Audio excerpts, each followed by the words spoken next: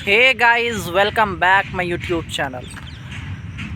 दोस्तों, लगातार कुछ भाइयों का कमेंट्स आ रहा है कि क्या इस बार रेलवे ग्रुप डी में आईटीआई कंपलसरी हो जाएगा, क्या हम लोग फॉर्म नहीं भर पाएंगे आईटीआई का। और जो लोग ये बात सोच के अभी तक अपना प्रिपरेशन स्टार्ट नहीं किए हैं या फिर अपने प्रिपरेशन को बूस्ट नहीं कर पा रहे हैं ना, तो वो बहुत पीछे रह जाएंगे बाद में। मैं आपको एक पहली बात बता दूं कि अगर आईटीआई लागू होती भी है, हालांकि रेलवे बोर्ड की तरफ से नोटिस आ गया है कि आईटीआई इस बार लागू रहेगी, लेकिन उसमें भी ये बोला गया है कि सारी सीटों पर आईटीआई लागू नहीं की जाएगी। कि मैं मान लेता हूं कि अगर 70 से 80% सीटों पर भी अगर आईटीआई लागू होती है तो 20% सीट तो आपके लिए रहेगी।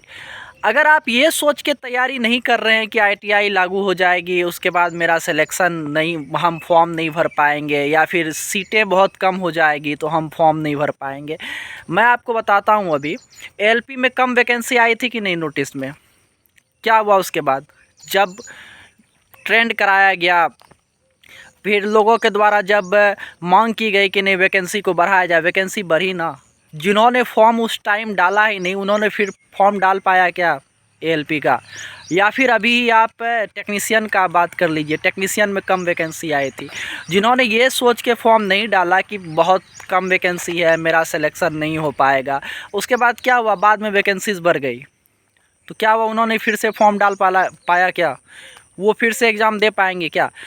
यही बात सोचिए आप कि ठीक है आईटीआई लागू होगा या नहीं होगा, ये बात का मैटर है, लेकिन आपने अगर ये सोच के अभी से प्रिपरेशन बंद कर दिया है कि मेरे पास आईटीआई का डिग्री नहीं है और वैकेंसीज़ बहुत कम आएगी या नहीं आएगी, आपने प्रिपरेशन स्टार्ट किया ही नहीं। अगर उस टाइम किसी कारणवश से आईटीआई लागू नहीं होता है तो फिर आप क्या करेंगे? आप सिलेक्शन ले पाएंगे क्या? चाहे वो वैकेंसीज़ 10,000 हो, 20,000 हो, 50,000 हो, 1 लाख हो, कितनी भी वैकेंसीज आ जाए, अगर आपने प्रिपरेशन अभी से स्टार्ट नहीं किया है ना तो आपका सिलेक्शन नहीं हो पाएगा।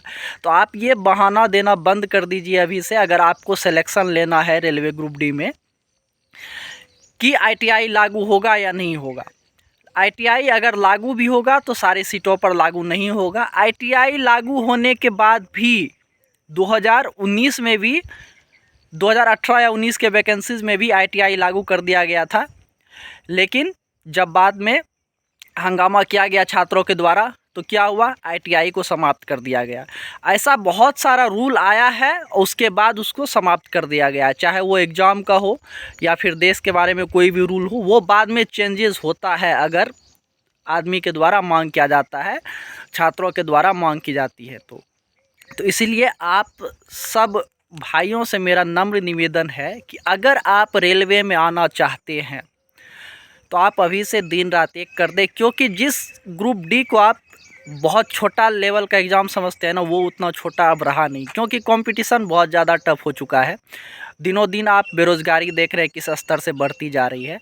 अगर आप अभी से तैयारी में नहीं लगेंगे ना तो फिर आपका सिलेक्शन बहुत दूर रह जाएगा, चाहे वो ग्रुप डी में आईटीआई लागू हो या ना हो, लेकिन आपका सिलेक्शन नहीं हो पाएगा अगर आपने प्रिपरेशन स्टार्ट नहीं किया तो। अभी एक भाई का सिलेक्शन 0.04, मतलब आधा नंबर से भी कम नंबर के वजह से उनका सिलेक्शन नहीं हो पाया है सिकंदराबाद का 4th डीवी लिस्ट में। वो बोल रहे हैं कि मैं सुसाइड कर लेता हूँ। बताइए, आधा नंबर का कीमत आप समझिए कि उनका सिलेक्शन नहीं हो पाया 4th डीवी लिस्ट में भी।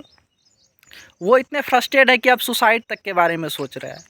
तो आप सोचिए, जो अभी से प्रिपरेशन स्टार्ट नहीं किए हैं उनका क्या सिलेक्शन हो पाएगा? अगर आप जितना भी कट ऑफ जाता है ना, उससे 1 से 2 नंबर भी अगर आप नीचे रह गए ना, मेरिट लिस्ट में अगर आपका नाम आ भी जाता है, मेरिट लिस्ट में आपका नाम नहीं आता है और 3 गुने जो छात्र दिया जाता है उसमें अगर आपका सिलेक्शन हो भी जाता है ना, अगर 1 से 2 नंबर आप मेरिट से कम हो गए तो फिर आपके सिलेक्शन में 2 से 3 साल ज़्यादा टाइम लग जाएगा, और उसके बाद भी आपका सिलेक्शन हो पाएगा कि नहीं ये निश्चित नहीं है। जो लड़के मेरे साथ थे, अभी 4th डीवी लिस्ट आई है 1.5 साल बाद, मेरा ज्वाइन किया हुआ 1.5 साल हो गया है। कुछ भाई ऐसे होंगे जो मेरे से 1 नंबर 2 नंबर 3 नंबर कम लाए होंगे, वो 1.5 साल बाद अभी कुछ भाई ज्वाइन करेंगे। 1.5 साल का सैलरी आप समझते हैं, अगर आप एवरेज 30 का भी पकड़ेंगे ना तो 1.5 साल में आपने लगभग 4 साढ़े 4 लाख रुपया आपने छोड़ दिया है। उसके बाद अगर जीडीसी का भी जैसे फॉर्म आया हुआ था, जीडीसी का फॉर्म उन्होंने डाल पाया क्या, जिसका सिलेक्शन नहीं हो पाया है अभी तक? लेकिन मैंने जीडीसी का एग्ज़ाम दिया ना, भले मेरा सिलेक्शन हो नहीं हो वो बात का मैटर है। तो आपने कितनी अपॉर्चुनिटीज़ मिस की है 1 से 2 नंबर के लिए, आप देख सकते हैं। तो इसीलिए जिन भाइयों को भी रेलवे में आना है, और मैं आपको बता दूं रेलवे में दिन व दिन वैकेंसीज़ कम होगी। इसका रीज़न है गेटें बंद हो रही है लगातार। वहाँ आदमी काम करते थे कि नहीं करते थे? ट्रैक को मशीन के द्वारा ठीक किया जा रहा है। अगर गवर्नमेंट अभी चाह ले तो ट्रैक मेंटेनर का पोस्ट ही समाप्त कर दे, लेकिन उनको एम्प्लॉय बनाना है, क्योंकि अगर बंद कर देंगे तो बहुत ज़्यादा बेरोज़गारी बढ़ जाएगी। इसी वजह से चल रही है थोड़ी बहुत। और सिग्नल ऑटोमेटिक हो रही है, आदमी की आवश्यकता कम होती जा रही है दिन ब दिन, तो वैकेंसीज़ कम होगी। तो इसीलिए जो गवर्नमेंट जॉब में आना चाहते हैं और मीडियम टाइप के छात्र हैं, एवरेज छात्र बोल सकते हैं, उनके लिए रेलवे ग्रुप डी बहुत बड़ी अपॉर्चुनिटीज़ होती है आने के लिए। और यहाँ आके आप हमेशा आगे जा सकते हैं, लेवल 5 पे, लेवल 6 पे। यहाँ अंदर आने के बाद आपको बहुत सारा अपॉर्चुनिटीज़ मिलेगा। इसीलिए जिन भाइयों का भी यहाँ आने का विचार है, मन है, उत्साह है, वो ये सोच के टाइम बर्बाद ना करें कि इस बार आईटीआई लागू हो जाएगा, इस बार ये लागू हो जाएगा, इस बार कट ऑफ इतनी हाई जाएगी। ये सब बात ना सोचें। आप पहले अपने प्रिपरेशन को स्टार्ट करें और बूस्ट करें उसको। अगर आपको कोई प्रॉब्लम हो आप हमें कमेंट्स कीजिए। हालांकि अभी टाइम थोड़ा कम मिल पा रहा है, हम वीडियो भी ज़्यादा अपलोड नहीं कर पा रहे हैं, लेकिन टाइम निकाल के आप लोगों के लिए मैं वीडियो ज़रूर बनाऊंगा। अगर कमेंट्स में आंसर देने लायक होगा तो मैं कमेंट्स में आप लोग का आंसर दूंगा, लेकिन अगर जो आना चाहते हैं वो अपना प्रिपरेशन स्टार्ट करते हैं। तो फिलहाल इस वीडियो में इतना ही, मिलते हैं नेक्स्ट वीडियो में, तब तक के लिए धन्यवाद।